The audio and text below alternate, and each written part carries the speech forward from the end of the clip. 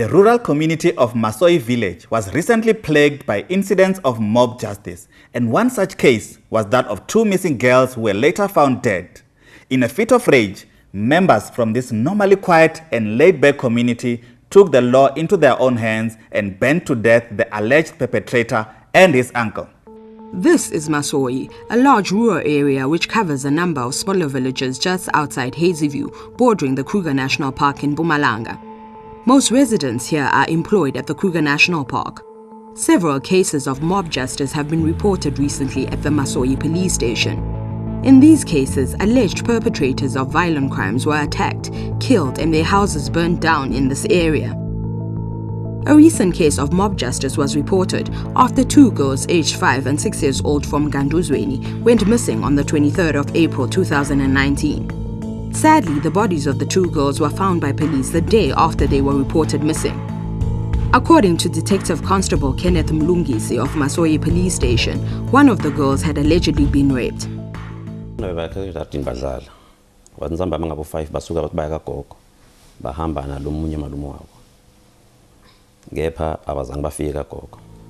It is reported that community members then consulted a traditional doctor to seek answers on what could have happened to the two girls.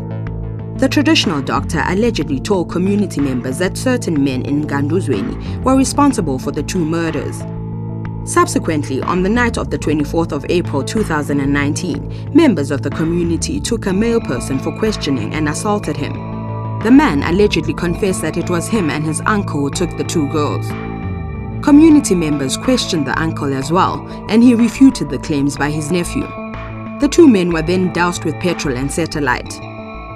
Following an intensive investigation by the police, two suspects were arrested on the 31st of May 2019 in connection with the case.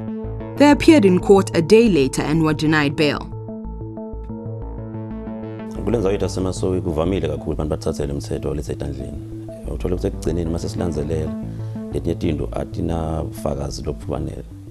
The issue of mob justice has also affected the tourism industry in Masoyi.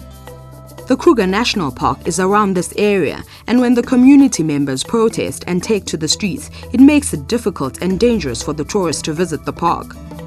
Such protests also give rise to opportunistic crimes where tourists are robbed. In order to curb this problem, the local CPF has taken it upon themselves to educate the community about the dangers of mob justice.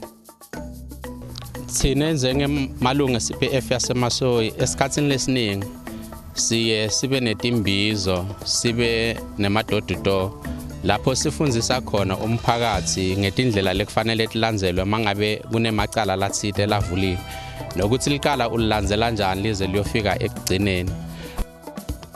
The When Duty Calls team went to the streets and found out what the members of the community had to say about mob justice. Each and every crime leyendekako la emphakathini wethu wasemasoyi ake siyiripoteni singabi sesithatha umthetho sobeka etandleni tethu bese senda ama decision lekungasiwo lesiyotisola ngawo ngalelinye ilanga nje konke lesikwendako ake sikuripote.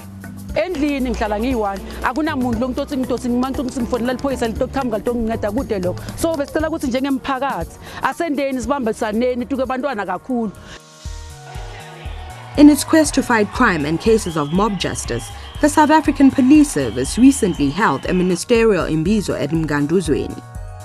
Minister Cele emphasized that those who take the law into their hands will be dealt with harshly.